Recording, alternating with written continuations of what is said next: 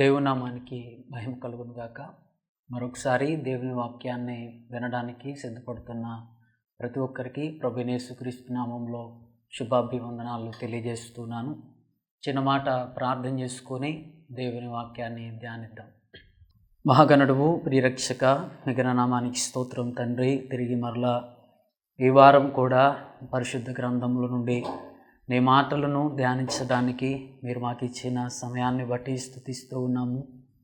నన్న లేఖనంలో నిగూఢమై ఉన్న మీ మాట ద్వారా తండ్రి మాతో మీరు మాట్లాడమని, ఆ మాట ద్వారా తండ్రి ఇంకనూ ఆత్మీయతలో నైనా మేము తండ్రి క్షేమాభివృద్ధిలోనికి నడిపింపబడినట్లు నైనా కృపను తోడించుమని, సమస్త మహిమ ఘనత ప్రభావములు మీరే పొందుకొనమని యేసయ్య అతి శ్రేష్టకరమైన నామమందు ప్రార్థించి స్తుతించి అడిగి వేడుకొంచున్నాము తండ్రి, ఆమేన్. ఈనాటి ధ్యానాంశాన్ని మనం ప్రారంభించుకుందాం. ఈరోజు మనం నేర్చుకోబోయే అంశం ఏంటంటే పరిమితి లేని విశ్వాసం. క్రైస్తవుని యొక్క మూలాధారం ఏంటనంటే విశ్వాసం. క్రీస్తుని నమ్మిన వారు క్రీస్తు ద్వారా కార్యాలను పొందుకోవటం అనేదే విశ్వాసంగా ధ్యేయంగా పెట్టుకుని మనం దేవుని ఆరాధిస్తూ వస్తూ ఉన్నాం. అయితే విశ్వాసం ఎలా కలుగుతుంది అని మనం ఆలోచన చేసినట్లయితే పరిశుద్ధ గ్రంథం తెలియజేస్తుంది వినుట వలన విశ్వాసం కలుగుతుంది అనేసి.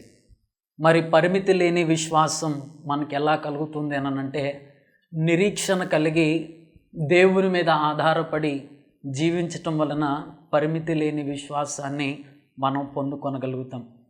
విశ్వాసం చాలామందిలో ఉంటుంది, కానీ కొన్ని పరిస్థితులలో కొన్ని సందర్భాలలో మన విశ్వాసం అల్ప విశ్వాసంగా మారిపోతూ ఉంటుంది. ఉదాహరణకి పరిశుద్ధ గ్రంథంలో మనం చూసినట్లయితే మత్తయి శుభవార్త 14వ అధ్యాయం 28 నుంచి 31 వచనాలు మనం చదివినట్లయితే, పేతురు, ప్రభువా నీవే అయితే నీళ్ల మీద నడిచి నీ యొద్దకు వచ్చుటకు నాకు సెలవిమ్మని ఆయనతో అనెను. ఆయన రమ్మనగానే పేతురు దోణి దిగి యేసునొద్దకు వెళ్ళుటకు నీళ్ల మీద నడిచను, గాని గాలిని చూచి భయపడి మునిగిపోసాగి ప్రభువా నన్ను రక్షించుమని కేకలు వేశాను. వెంటనే యేసు చెయ్యి చాపి అతని పట్టుకుని అల్పవిశ్వాసి ఎందుకు సందేహపడితివని అతనితో చెప్పాను. చాలండి. ఈ వచనాలు మనం చూసినట్లయితే యేసు ప్రభు యొక్క శిష్యుడు అయిన పేతురు ఒకానొక రోజు యేసు ప్రభు లేని సందర్భంలో వారు సముద్రం మీద ప్రయాణం చేస్తూ వెళ్తూ ఉండగా సముద్రం మీద తుఫాను చెలరేగినప్పుడు శిష్యులందరూ కూడా భయభ్రాంతులకు గురైపోయారు. ఆ సమయంలో యేసు ప్రభు వారు అక్కడ ప్రత్యక్షమైనట్లుగా మనం చూస్తూ ఉన్నాం. ఎప్పుడైతే యేసు ప్రభు వారు అక్కడ ప్రత్యక్షమయ్యారో వారు భయపడుతూ ఉన్నారు. యేసు ప్రభు భూతమో లేదంటే వేరొక దయ్యమో అనుకుంటూ వేరే ఆలోచనలో వారు భయపడుతూ ఉండగా ప్రభు వారు వారితో మాట్లాడుతూ ఉన్న సందర్భాన్ని మనం చూస్తూ ఉన్నాం. ఎప్పుడైతే ప్రభు వారు వారితో మాట్లాడుతూ ఉన్నారో పేతురు అంటున్నాడు, నీవే ప్రభుడు అయితే నీళ్ల మీద నడిచి నీ యొద్దకు వచ్చుటకు నాకు సెలవిమ్మని ఆయనతో అంటూ ఉన్నట్లుగా మనం చూస్తూ ఉన్నాం. ఎప్పుడైతే యేసు ప్రభు వారితో పేతురు ఇలా మాట్లాడుతూ ఉన్నాడో యేసు ప్రభు వారు అంటూ ఉన్నాడు రమ్మని.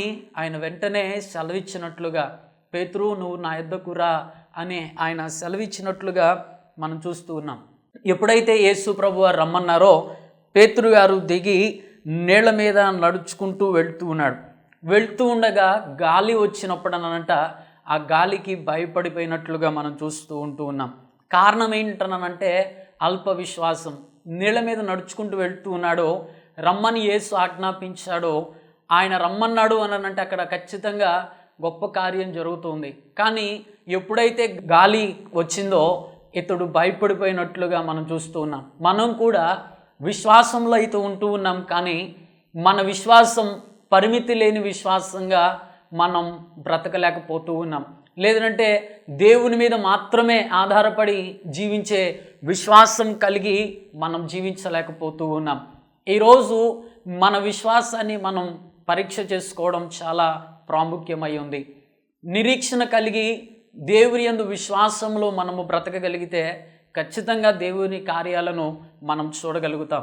పేతురు అల్ప విశ్వాసంతో బ్రతికిన కారణాన, పేతురు అల్ప విశ్వాసంతో నడుచుకుంటూ యేసు వద్దకు వెళ్తూ ఉన్న కారణాన అతడిలోని అల్ప విశ్వాసం ఆయనను భయంలోనికి నెట్టివేసినట్లుగా, ఆ భయం వలన ఆయన ఇబ్బందిని ఎదుర్కొన్నట్లుగా మనం చూస్తూ ఉన్నాం. వెంటనే యేసు ప్రభువారు చేయి చాపి అతన్ని పిలిచినట్లుగా, అతనిని దరికి చేర్చినట్లుగా మనం చూస్తూ ఉన్నాం. ఈరోజు దేవునిని ఆరాధిస్తూ ఉన్న మనం, ఈరోజు దేవుని సన్నిధికి వస్తూ ఉన్న మన విశ్వాసం ఎలాంటి విశ్వాసమో మనం ఆత్మ పరిశీలన చేసుకోవడం చాలా ప్రాముఖ్యమైంది. ఎందుకు అనంటే విశ్వాసం లేకుండా మనం ఏది కూడా దేవుని వద్ద నుంచి పొందుకోలేం. వినుట వలన విశ్వాసం కలుగుతుంది. దేవుని మాటలను వింటూ ఉన్న నీవు అల్ప విశ్వాసివి గాక, అపనమ్మకస్తురాలువుగా గాక, అపనమ్మకస్తుడుగా గాక, సంపూర్ణంగా పరిపూర్ణంగా దేవుని మీద ఆధారపడి నిరీక్షణ కలిగి దేవుడు తప్పక నా జీవితంలో కార్యం చేయగలడు అనే విశ్వాసం కలిగి జీవించగలుగుతూ ఉన్నామో లేదో ఆత్మ పరిశీలన చేసుకోవడం చాలా ప్రాముఖ్యమై ఉంది. పరిశుద్ధ గ్రంథంలో నుండి మనం చూసినట్లయితే పరిమితి లేని విశ్వాసాన్ని కనపరిచి ప్రభుని ద్వారా కార్యాలను పొందుకున్న కొంతమందిని నేను పరిచయం చేయడానికి ఇష్టపడుతున్నాను. లేదంటే మేలును అనుభవించిన వారిని కొంతమందిని నేను పరిచయం చేయడానికి ఇష్టపడుతూ ఉన్నాను. చూడండి పరిశుద్ధ గ్రంథముల నుండి మత్తయి శుభవార్త 15వ అధ్యాయం 21వ వచనం నుంచి 28వ వచనం వరకు మనం చదివినట్లయితే, యేసు అక్కడ నుండి బయలుదేరి తూరు సిదోనుల ప్రాంతమునకు వెళ్ళగా, ఇదిగో ఆ ప్రాంతముల నుండి కనాను స్త్రీ ఒకటి వచ్చి, ప్రభువా, దావీదు కుమారుడా, నన్ను కరుణింపుము, నా కుమార్తె దయ్యము పట్టి బహు బాధపడుచున్నదని కేకలు వేసెను. అందుకాయన ఆమెతో ఒక మాట అయినను చెప్పలేదు. అప్పుడు ఆయన శిష్యులు వచ్చి, ఈమె మన వెంబడి వచ్చి కేకలు వేయుచున్నది గనుక ఈమెను పంపివేయమని ఆయనను వేడుకొనగా, ఆయన ఇశ్రాయేలు ఇంటివారై నశించిన గొర్రెల యొద్దకే గాని మరి ఎవని యొద్దకును నేను పంపబడలేదనెను. ఆయనను ఆమె వచ్చి ఆయనకు మ్రొక్కి, ప్రభువా, నాకు సహాయము చేయమని అడిగెను. అందుకాయన పిల్లల రొట్టె తీసుకొని కుక్క పిల్లలకు వేయుట యుక్తము కాదని చెప్పగా, ఆమె నిజమే ప్రభువా, కుక్క పిల్లలకు కూడా తమ యజమానుల బల్ల మీద నుండి పడు ముక్కలను తినును గదా అని చెప్పెను. అందుకు యేసు, అమ్మా, నీ విశ్వాసము గొప్పది, నీవు కోరినట్టే నీకు అవునుగాక అని ఆమెతో చెప్పెను. ఆ గడియలోనే ఆమె కుమార్తె స్వస్థత నొందెను. చాలండి, చదువుబడిన ఈ వచనాలను మనం పరిశీలన చేసినట్లయితే, యేసు ప్రభువారు ఆయన ఈ లోకంలో జీవించినంత కాలం కూడా దేవుని రాజ్య సువార్తను ప్రకటిస్తూ అనేక గ్రామాలను, అనేక ప్రాంతాలను ఆయన సందర్శించినట్లుగా మనం పరిశుద్ధ గ్రంథంలో చూస్తూ ఉన్నాం. అలాగనే ఆయన తూరు సిదోనుల ప్రాంతము గుండా వెళుతూ ఉండగా, యేసు ప్రభువారు వెళ్ళే ఆ చోటికి అనంట ఒక స్త్రీ వచ్చినట్లుగా మనం చూస్తూ ఉన్నాం. కనాను స్త్రీ ఒకతే వచ్చి యేసు ప్రభువారు వెళుతూ ఉన్న మార్గం వెంబడి కనాను స్త్రీ ఒక ఆమె వచ్చిందనంట. అనంటే ఆమె దేవుని ఎరిగిన స్త్రీ కాదు, దేవుని యందు విశ్వాసంలో బ్రతికిన స్త్రీ కాదు. కానీ యేసుని గూర్చి వింది. యేసు ఆశ్చర్య కార్యాలు చేయగలడని, యేసు అద్భుతాలు చేయగలడని, యేసు స్వస్థతలు చేయగలడని, ఆయన మాట సెలవిస్తే చాలు గొప్ప కార్యాలు జరుగుతాయని ఆమె విన్నది గనుక ఆయన ప్రాంతం గుండా వెళుతూ ఉండగా ఆయన దగ్గరకు ఆమె వచ్చినట్లుగా మనం చూస్తూ ఉన్నాం.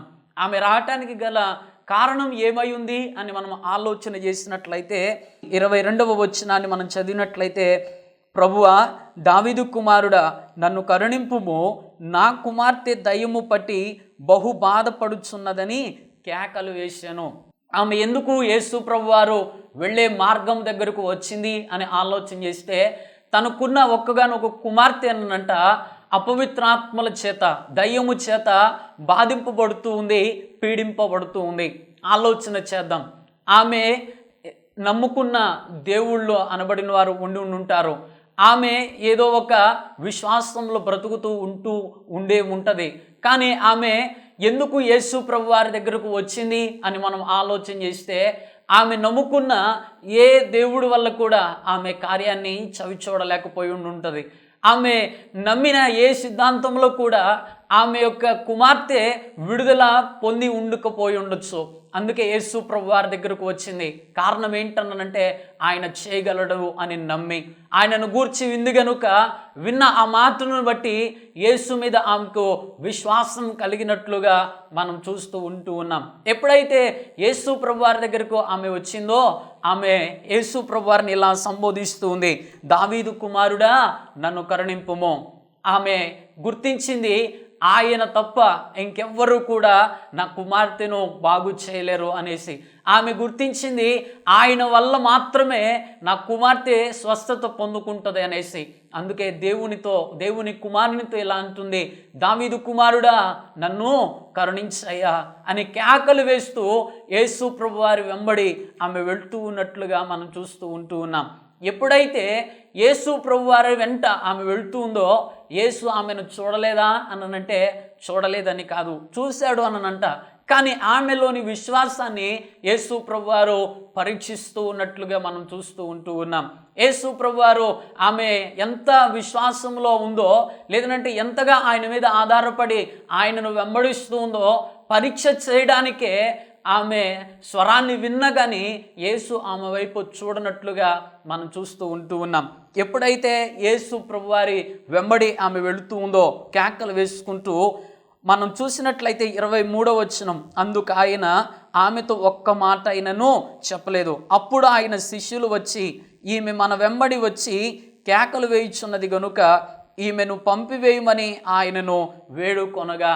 ఎప్పుడైతే ఆమె కేకలు వేసుకుంటూ ఆయనను వెంబడిస్తూ ఉందో ఆయన ద్వారా కార్యాన్ని చూడాలని, ఆయన ద్వారా కుమార్తెను స్వస్థశక్తురాలినిగా చూడాలని ఆమె యేసును వెంబడిస్తూ కేకలు వేసుకుంటూ వెళుతూ ఉందో ఆయనంట ఒక్క మాట కూడా చెప్పలేదనంట. లేదంటే ఆగి సమాధానం చెప్పడానికి కూడా ఆయన ఇష్టపడలేదు అనంటే ఆయనకు అది సాధ్యం కాదా అనంటే కాదు అని కాదు, కానీ ఆమెలోని విశ్వాసాన్ని యేసు పరీక్షిస్తూ ఉన్నాడని మనం గుర్తించాలా. కొన్నిసార్లు మనం ఏదో ఒక ఆలోచన చేత, ఏదో ఒక ఉద్దేశం చేత ఏదో సాధించాలనే తాపత్రయంతో దేవుని దగ్గరకు వస్తూ ఉంటాం. దేవునితో చెప్తూ ఉంటాం, అయ్యా నేను ఇది కావాలనుకుంటున్నాను, నేను ఇది చేయాలనుకుంటూ ఉన్నాను, నేను ఇది సాధించాలనుకుంటున్నానయ్యా, నీ చిత్తం నా జీవితంలో జరిగించు అని మనం దేవుని సన్నిధికి వచ్చి విజ్ఞాపన ధూపాన్ని వేస్తూ ఉంటాం.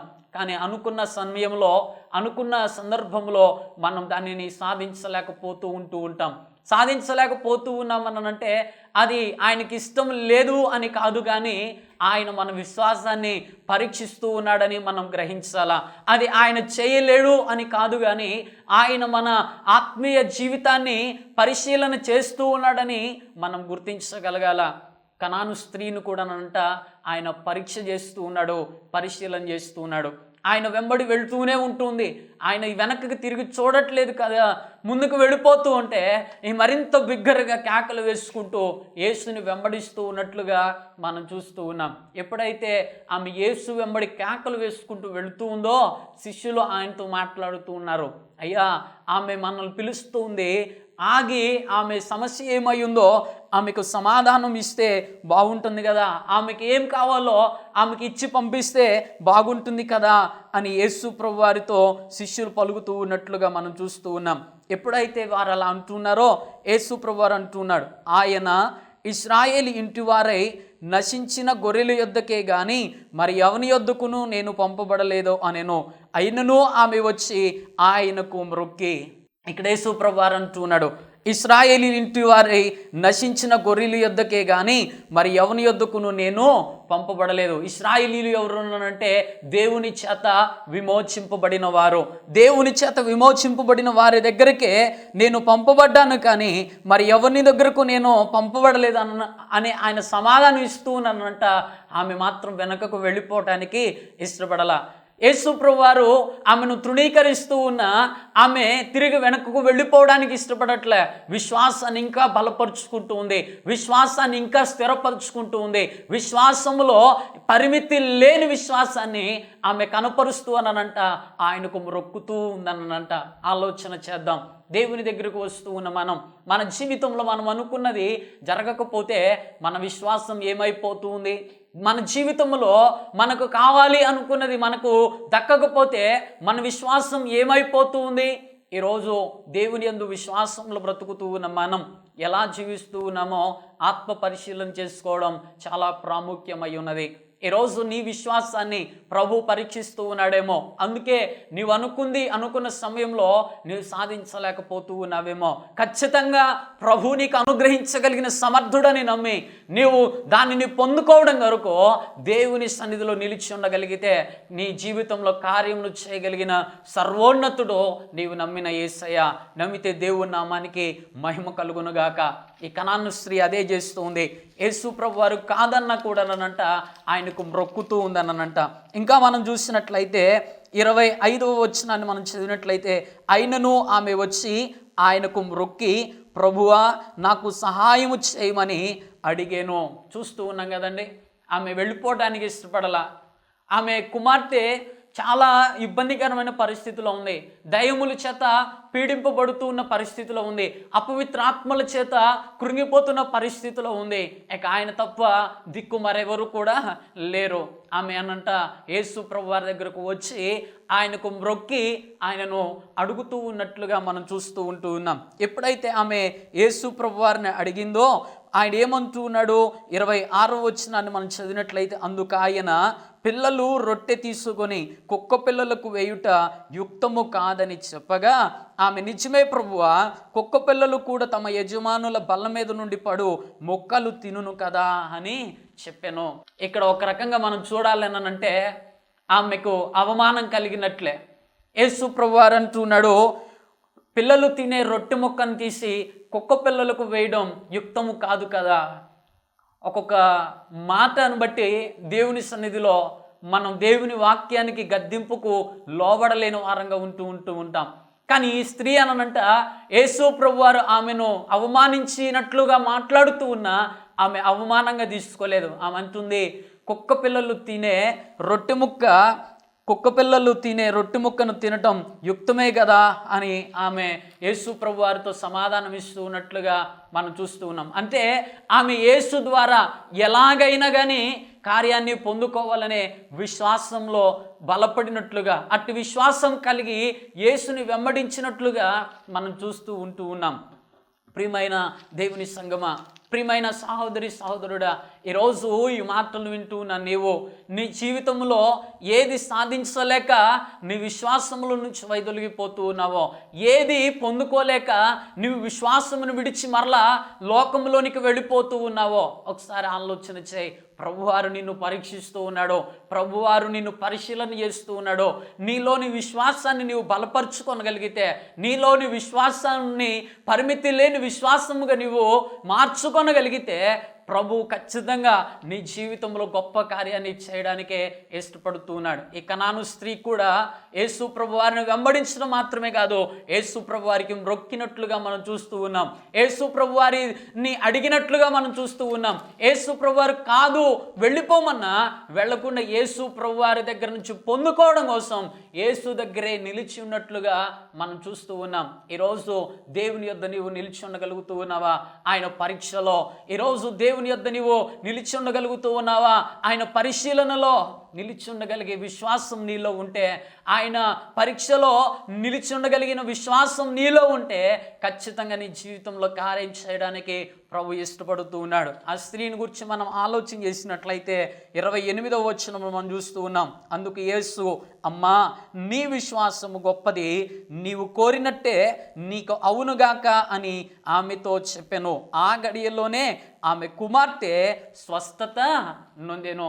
దేనికోసమైతే యేసు వెళ్తూ ఉన్న మార్గం వెంబడించిందో, దేనికోసమైతే యేసు వెళ్తూ ఉండగా కేకలు వేసిందో, దేనికోసమైతే యేసు కాదు అన్న యేసుని వెంబడించిందో, దేనికోసమైతే యేసుకు మ్రొక్కిందో, దేనికోసమైతే యేసు వద్ద నిలిచి ఉందో, ఆ కార్యాన్నంట కనాను స్త్రీ తన జీవితంలో పొందుకోగలిగింది. కుమార్తె ఆ గడియలోనే స్వస్థతను పొందుకున్నట్లుగా మనం పరిశుద్ధ గ్రంథంలో చూస్తూ ఉన్నాం. కారణం ఏంటనంటే ఆమె అన్యురాలు అయినప్పటికీ యేసుని గూర్చి వినుట వలన కలిగిన విశ్వాసం నన్నంట ఆమె బలపరుచుకుంది.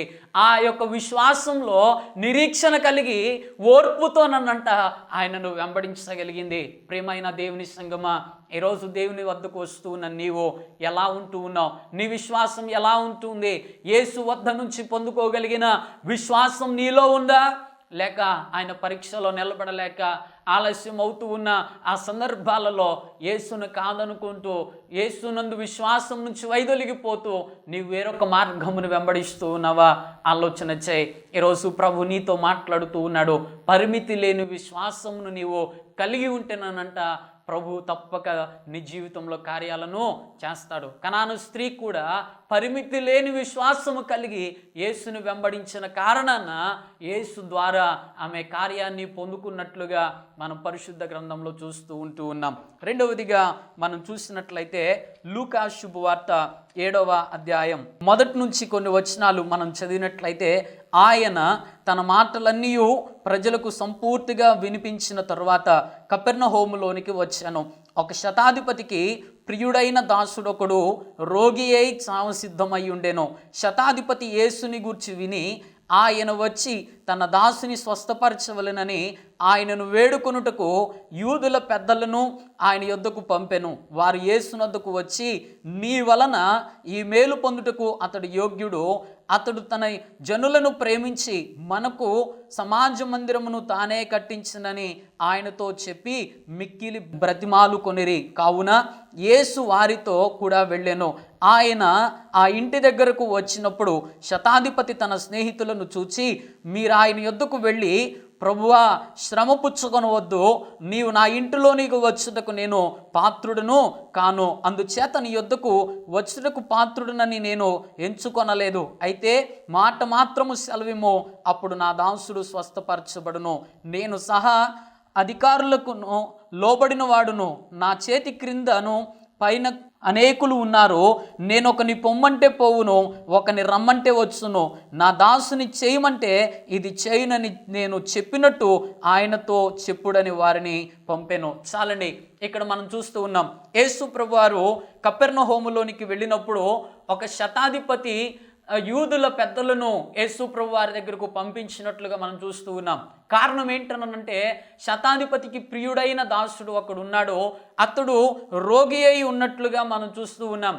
రోగి అయి ఉన్నాడు అని అంటే మరణ పడకల మీద ఉండుండొచ్చు, లేవలేని స్థితిలో ఉండుండొచ్చు. శతాధిపతి కనుక 100 మంది మీద అధికారి కనుక అతడు అంతకుముందు ఎన్నో ప్రయత్నాలు చేసి ఉండొచ్చు తన ప్రియమైన దాసుని యొక్క స్వస్థత కోసం. ఎన్ని ప్రయత్నాలు చేసినా విఫలమైన ఆ సమయంలో యేసుని గూర్చి విన్నాడు శతాధిపతి. వినటం వలన ఆయన యేసునందు విశ్వాసం కలిగి జీవించినట్లుగా మనం చూస్తూ ఉన్నాం. యూదా పెద్దలనంట యేసు ప్రభు వారి దగ్గరకు పంపించాడు. యేసు ప్రభు వారి దగ్గరకు పంపించి యేసు ప్రభు వారిని తీసుకుని రమ్మన్నట్లుగా మనం చూస్తూ ఉన్నాం. యూదా పెద్దలు వెళ్ళి, అయ్యా, ఆయన దగ్గరకు వెళ్ళటానికి మనం తగిన వారం. కారణం ఏంటనంటే ఆయన మనకు సమాజ మందిరాన్ని కట్టించాడు. ఎప్పుడైతే యూదా పెద్దలు యేసు ప్రభు వారితో మాటలు చెప్తూ ఉన్నారో, యేసు ప్రభు వారితో కూడా శతాధిపతి ఇంటికి వెళ్తూ ఉన్నట్లుగా మనం చూస్తూ ఉన్నాం. యేసు ప్రభు వారు ఎప్పుడైతే ఆ ఇంటికి దగ్గరలోనికి వెళ్తూ ఉన్నాడో, ఆ శతాధిపతి అనంటే తన స్నేహితులను పిలిచి, ఆయన నా ఇంటికి రావడానికి నేను అర్హుడు కాను. ఎందుకు అనంటే నేను ఒక అధికారిని, నేను రమ్మంటే వచ్చేవారు ఉన్నారు, నేను పొమ్మంటే పోయేవారు ఉన్నారు. కానీ ఆయన అటువంటి వాడు కాదు. ఆయన గొప్పవాడు గనుక ఆయన నా దగ్గర దాకా రావసరం లేదో, ఆయన మాట సెలవిస్తే చాలు నా ప్రియదాసుడు స్వస్థత పొందుతాడని నేను చెప్పానని చెప్పమని తన స్నేహితులను యేసునొద్దకు పంపించినట్లుగా మనం చూస్తూ ఉన్నాం. ఇవన్నీ కూడా స్నేహితులు యేసు ప్రభు వారితో ఎప్పుడైతే చెప్తూ ఉన్నారో, యేసు ప్రభు వారు ఒక శ్రేష్టకరమైన మాటను పలుకుతూ ఉన్నారు. చూడండి 9వ వచనాన్ని మనం చదివినట్లయితే, యేసు ఈ మాటలు విని అతని గూర్చి ఆశ్చర్యపడి తన వెంట వచ్చుచున్న జనసమూహం వైపు తిరిగి, ఇశ్రాయేలీయుల్లో నేను ఇంత గొప్ప విశ్వాసం నేను చూడలేదని మీతో చెప్పుచున్నాను అనెను. పంపబడిన వారు ఇంటికి తిరిగి వచ్చి ఆ దాసుడు స్వస్థుడై ఉండుట కనుగొనిరి. చాలండి, యేసు ప్రభువారు అనంట ఆ శతాధిపతి చెప్పిన మాటలు విని ఆశ్చర్యపోయాడు. కారణం ఏంటనంటే చాలామంది ఇంటికి వస్తేనే స్వస్థత అనుకుంటారు, మా ఇంటికి వస్తేనే కార్యాలు అనుకుంటూ ఉంటారు. సేవకుడు ఏదైనా ఇంటికి రాకపోతే సేవకుని మీద తిరుగుబాటు చేసే విశ్వాసులు చాలామంది కనబడుతూ ఉన్నారు. కానీ ఈ శతాధిపతి అనంట యేసు వారింటికి రావాలి అనుకోలేదు. ఆయన మాట సెలవిస్తే చాలు దాసుడు స్వస్థత పొందుతాడు అనే విశ్వాసం కలిగిన వాడేనంట యేసు ప్రభువుతో ఈ మాటలు చెప్పమని పంపించినట్లుగా మనం చూస్తూ ఉన్నాం. ఎప్పుడైతే శతాధిపతిలోని విశ్వాసాన్ని యేసు ప్రభు వారు చూశారో, యేసు ప్రభు వారు మాట సెలవిచ్చినట్లుగా మనం చూస్తూ ఉన్నాం.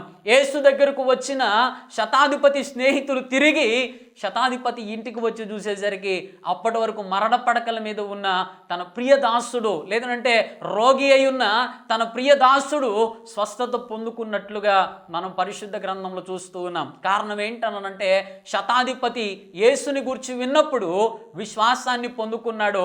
యేసుని గురించి విన్న తరువాత పరిమితి కలిగిన విశ్వాసాన్ని కనపరిచాడు. ఎలాగనంటే ఆయన నా దగ్గరికి రావసరలా నిరీక్షణతో అంటున్నాడు. ఆయన మాట సెలవిస్తే చాలు నా ప్రియదాసుడు స్వస్థత పొందుతాడు. ఆలోచన చేద్దాం. కనాను స్త్రీలోని విశ్వాసం మనలో ఉందా? శతాధిపతిలోని విశ్వాసం మనలో ఉందా? లేని కారణాన్నేమో ఇంకా మనం దేవుని ద్వారా కార్యాలను పొందుకోలేకపోతూ ఉన్నాం.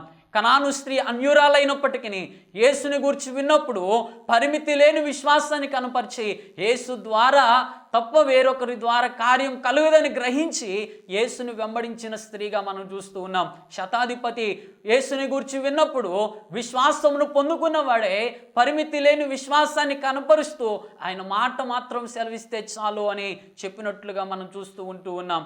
ప్రభుని కార్యం మన జీవితాలలో ఆలస్యం అవుతూ ఉందనంటే ఖచ్చితంగా ఆయన మనల్ని పరీక్ష చేస్తూ ఉన్నాడని మనం గుర్తించాలా. ఖచ్చితంగా ఆయన మనల్ని పరిశీలన చేస్తూ ఉన్నాడని మనం గుర్తించాలా. ఆయన పరిశీలనలో మన విశ్వాసాన్ని పెంపొందించుకొనగలిగితే ఖచ్చితంగా కనాను స్త్రీ పట్ల చేసిన ఆశ్చర్య కార్యాన్ని, శతాధిపతి ఇంట చేసిన గొప్ప కార్యాన్ని ప్రభు మన జీవితాల్లో కూడా చేయటానికి ఇష్టపడుతూ ఉన్నాడు. కనుక ఈ అంత్య దినాలలో దేవుని అందు విశ్వాసం ఉంచిన మన విశ్వాసం ఏ విశ్వాసమో ఆత్మ పరిశీలన చేసుకుంటూ దేవుని సన్నిధిలో మోకరిద్దాం. ఒకవేళ పేతురు వలె అల్ప విశ్వాసంలో బ్రతుకుతూ ఉన్నామేమో దేవుని పాదాలు పట్టుకొని సంపూర్ణ విశ్వాసములోనికి నిరీక్షణ గలవారమై దేవుని కార్యం కొరకు కనిపెడుతూ దేవుని సన్నిధిలో నిలిచి ఉందాం. అట్టి కృప ప్రభు మనకు మన కుటుంబాలకు అనుగ్రహించునుగాక. ఆమేన్. ప్రార్థన చేసుకుందాం. సకలాశీర్వాదములకు కారణభూతుడైన మా ప్రియ పరలోకపు తండ్రి, మీ ఘననామానికి వేలాది స్తుతులు, స్తోత్రాలు, వందనాలు.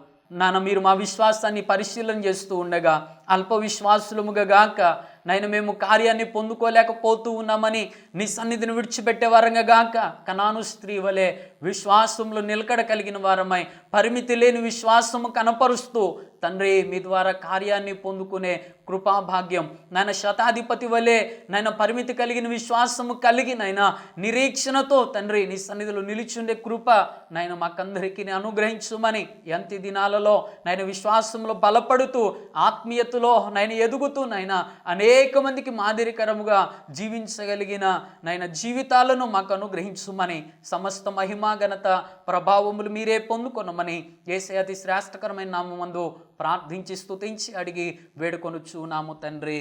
ఆమేన్. ప్రభు మిమ్మలను మీ కుటుంబాలను దీవించునుగాక. ఆమేన్.